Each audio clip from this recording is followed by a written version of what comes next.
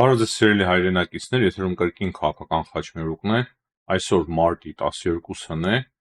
և հաշվի առնելով այն փաստը, որ մենք ուշ երեկոյան պատրաստել էինք ձեզ համար հաղորդում և առաջինը հայտնել այն մասին, որ Ուկրաինան համաձայնվել Ամերիկայի Միացյալ Նահանգների առաջարկին և պատրաստ է 30 օրով հրադադար հաստատել, այդ մասին էինք խոսացել և այսօր արդեն մի փոքր սպասեցի,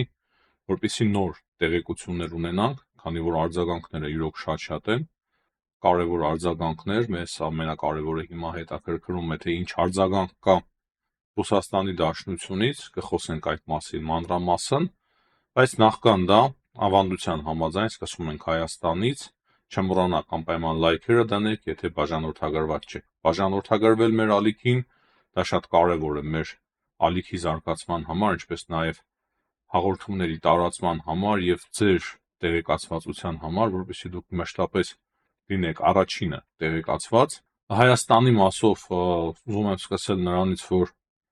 քրիստոնեական առաջնորդները նամակ են հղել Դոնալդ Թրամփին, որպեսզի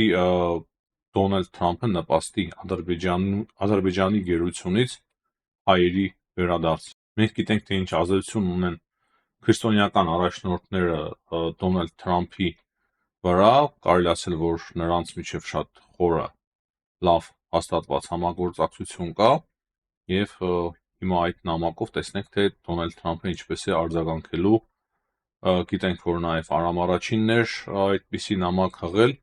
ես կարծում եմ, որ ինչ-որ մի բան անպայման տեղի կունենա, քանի որ այսօր էլ Եվրոպայի խորհրդարանը քննարկելու է կոնկրետ այդ հարցը, վաղն էլ այդ հարցի շուրջ բանաձև է ընդունվելու և այս հարցը բավականին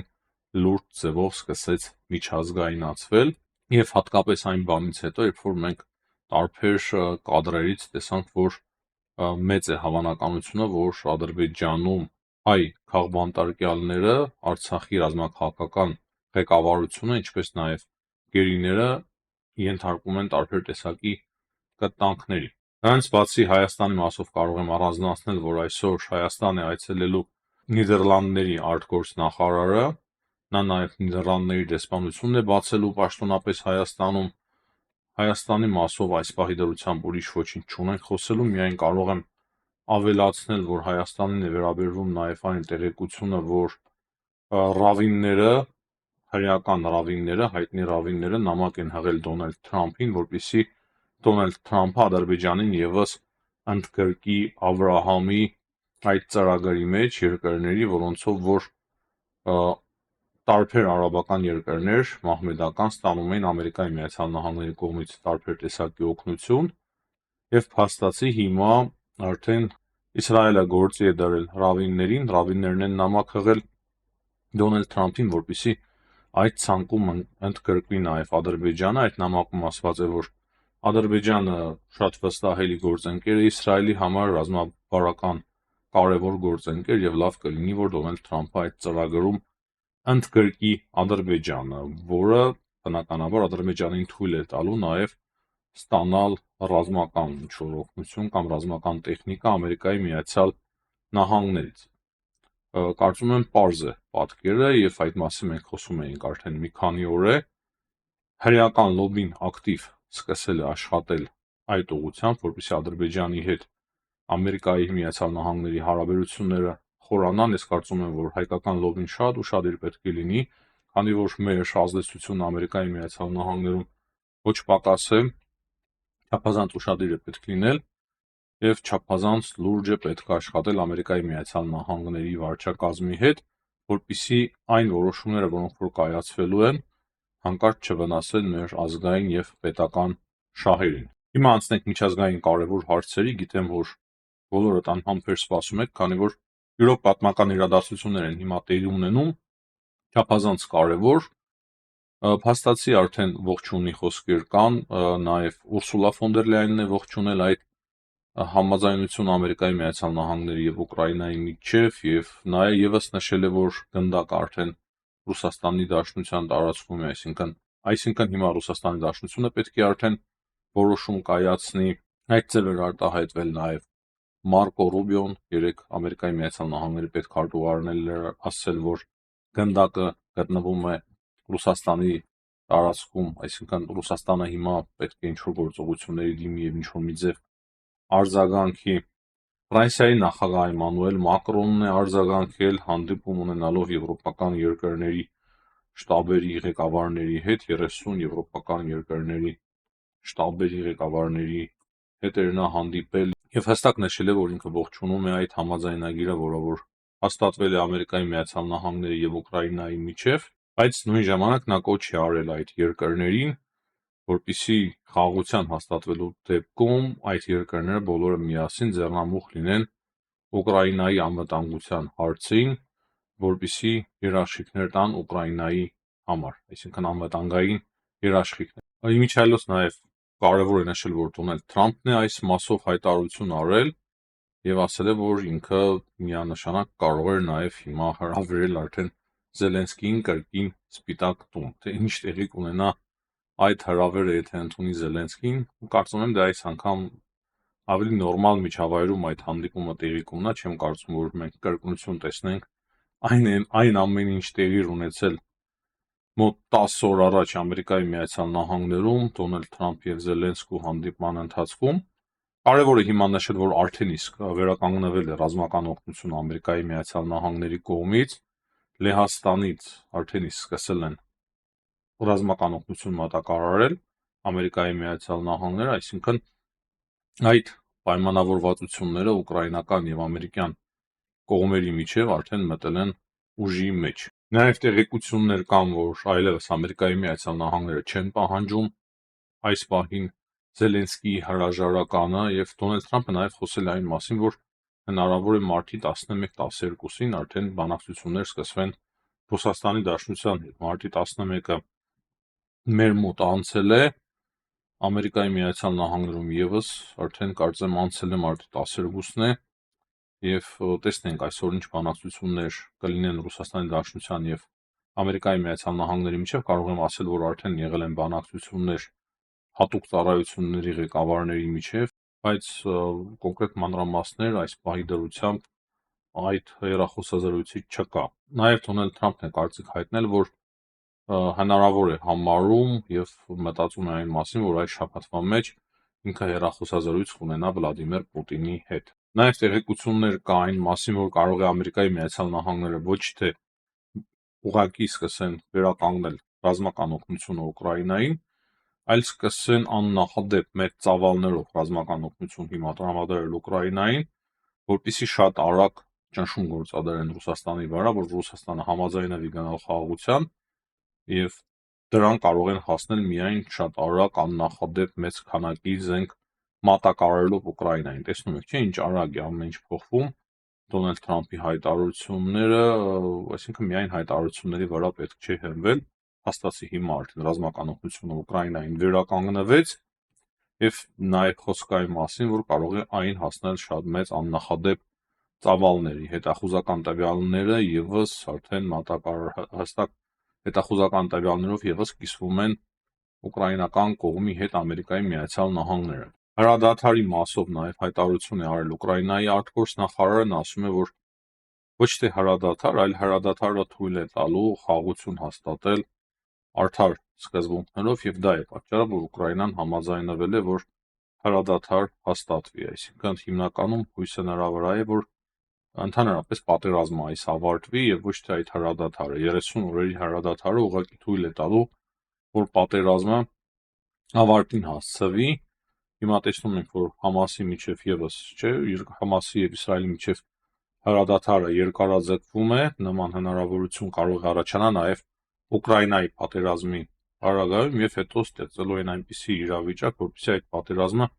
ընդհանրապես հնարավոր լինի ավարտին հասցնել, հաշվի առնելով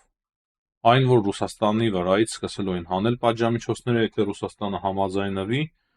եւ նորմալ առողջ տրամաբանությունը հուշելու է, որ Ռուսաստանը չպետք է վերադառնա այդ պատերազմին, հաշվի առնելով, որ բավականին լուրջ տնտեսական կորուստներ ուներ, մեծ խնդիրներ էր ստեղծվել նաեւ Ռուսաստանի համար, դժվար է ասել Ռուսաստանի փոխարեն, բայց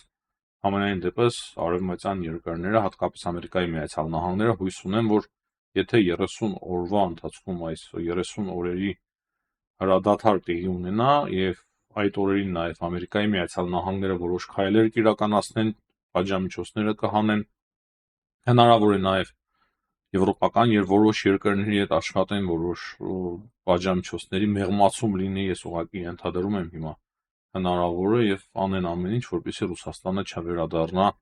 կրկին պատերազմական գործողությունների։ Բայց շատ կարևոր է այստեղ նաև խոսել Ռուսաստանի արձագանքի մասին։ Ռուսական Գոսդումայում արդեն իսկ հայտարարում են, որ Ռուսաստանը չի գնա այդ 30 օրյա հրադադարին, քանի որ դա հնարավորություն է տալու ուկրաինական զորքերին դիրքավորվելու, վերականգնվելու եւ հարձակում սկսվելու Ռուսաստանի ուղղությամբ։ Նաև հայտարարություններ կան նույն Գոսդումայից, տարբեր падգամավորներ խոսում են այն մասին, որ Ամերիկայի Միացյալ Նահանգները չէ որ պետք է թելադրեն, թե ինչ պայմաններով է հաստատվելու հրադադար, եւ Ռուսաստանի Դաշնությունը պետք է թելադրի, թե ինչ պայմաններով է այդ հրադադարը տեղի ունենալու։ Ռուսաստանի արտգործնախարար Սերգեյ Լավրովը եւս արտահայտվել է այս մասով եւ նա նշել է, որ Ուկրաինայում ՆԱՏՕ-ի երկրների զինվորականները, խաղապահները ցանկացած պարագայում անընդունելի են Ռուսաստանի համար։ Ռուսաստանը դա սպառնալիք է դիտարկելու, իրեն նրանք խաղապահ թե ինչ որ այլ ձևով նրանք սպառնալիք են Ռուսաստանի Դաշնության անվտանգության համար եւ Ռուսաստանի Դաշնությունը չի համաձայնվելու, որ ՆԱՏՕ-ի երկրների ներկայացուցիչները թեկուզ խաղապահների տեսքով տեղակայվեն Ուկրաինայում։ Սա եւս շատ կարեւոր է, որ մենք հիմա ֆիքսենք եւ հասկանանք այս հայտարարությունը։ Բայց այստեղ մեկ բան կարեւոր է ավելացնել, որ Սերգեյ Լավրովը Ռուսաստանում падգամավորներ, տարբեր քաղաքական գործիչներ, նրանք ոչ մի հարց իրականում չեն որոշում, ամեն ինչ որոշելու է իրականում Վլադիմիր Պուտինը, մենք բոլորս էլ հասկանալու ենք, եւ եթե Վլադիմիր Պուտինը Դոնալդ Թրամփի հետ համաձայնության գա, այդ նույն Լավրովը լրիվ ուրիշ երգ է սկսելու երգել, ինչպես նաեւ մնացած քաղաքական գործիչները նույնպես։ Այդ իսկ պատճառով շատ կարեւոր է հիմա լսել Ռուսաստանի Դաշնության կողմից առաջին արձագանքները տարբեր պաշտոնյաների, արտգործնախարարության, падգամավորների, քաղաքական գործիչների եւ այլն, սակայն վերջին խոսքը մենք հասկանում ենք, որ Վլադիմիր Պուտինինն է եւ նա է կոնկրետ որոշելու, թե ինչ ճակատագրի արժանանալու Ամերիկայի Միացյալ Նահանգների եւ Ուկրաինայի միջև ձեռք բերված այդ պայմանավորվածությունը։ Արդյոք Պուտինը համաձայն է գնալ խաղաղության հաստատման։ Այստեղ նաև կարևոր է նշել, որ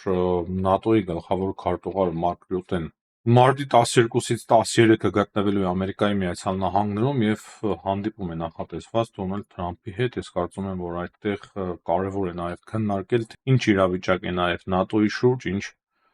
իրավիճակի են հասցրել այդ հարաբերությունները դաշնակիցների միջև։ Եվ հետեւաբար նաև ՆԱՏՕ-ի մասով մենք սպասենք շատ կարևոր հիմա հայտարարություններ։ Այսքանը հիմնականում ռուս-ուկրաինական պատերազմի մասով, տեսնենք թե ինչպես կզարգանան իրադարձությունները, իրոք շատ հետաքրքիր է։ Ոչինչ չեմ կարող բացառել, իրոք, բայց այդ արձագանքը, որը որ հիմա մենք արդեն ունենք Ռուսաստանի Դաշնության կողմից, հստակ մեզ հուշում է, որ կարող է Վլադիմիր Պուտինը պահանջել ինչ-որ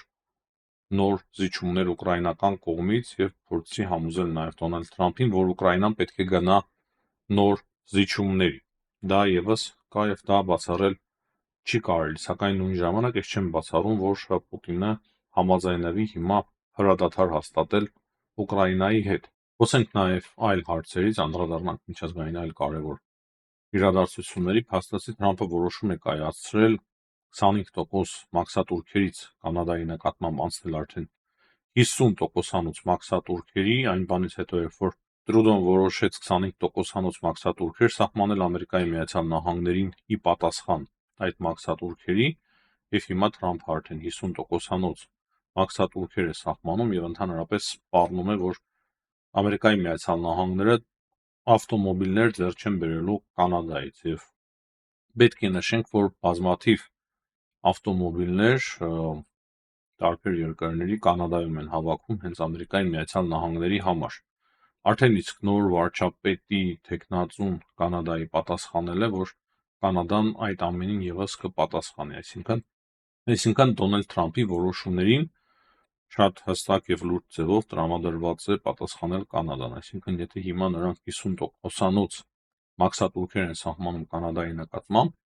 Կանադան եւս փորձելու է պատասխանել, ինչը բնականաբար շատ վատ է անդրադառնալու թե Կանադայի բնակչության վրա, թե Ամերիկայի Միացյալ Նահանգների, քանի որ ահռելի մեծ գնաճ է տեղի ունենալու երկու երկրներում։ Նաև կարևոր է նշել, որ լարվածությունը Իրանի եւ Ամերիկայի Միացյալ Նահանգների միջև աճում է։ Երեք հայտարարությամբ է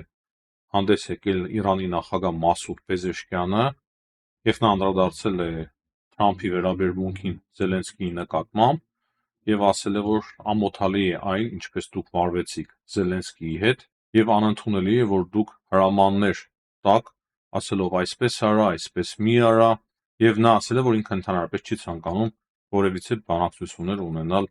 Դոնալդ Թրամփի հետ եւ ավելացրել է վերջում, որ ինչ որ ցանկանում եք, դա էլ արեք։ Իրանի բարձրաստիճան զինվորականները եւս տարբեր հայտարարություններ են անում։ Իրանի գեներալներից մեկը հայտարարել է, որ Իրանը բավականին լուրջ ձևով կատարելագործել է հրթիռները, շատ լուրջ ձևով կատարելագործել է եւ նոր ժամանակակից հրթիռներ հիմա ունի, ավելացրել է դրանց թիվը 1000-ով եւ փաստացի հստակ ակնարկում են, որ իրենք պատրաստ են պատերազմի եւ եթե հարձակում տեղի ունենա Իրանի նկատմամբ, Իրանը շատ կոշտ ձևով, շատ կոպիտ ձևով պատասխանելու է Ամերիկայի Միացյալ Նահանգներին։ Հիմնականում հատկապես երևի թե Իսրայելն են փորձում հասկացնել, որ եթե նման պատերազմ սկսվի եւ Իսրայելը որոշի հարձակվել Իրանի վրա, ապա Իրանը շատ լուրջ ձևով այս անգամ պատասխանելու եւ պատասխանելու է այնպես, ինչպես դերևս չէր պատասխանել։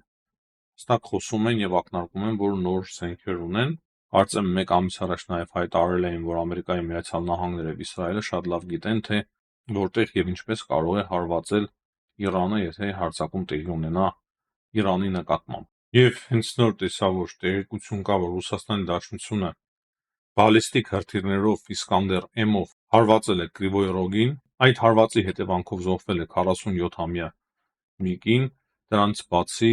7-8 հոգի նաև վիրավորվել են, նրանք հոսպիտալացվել են,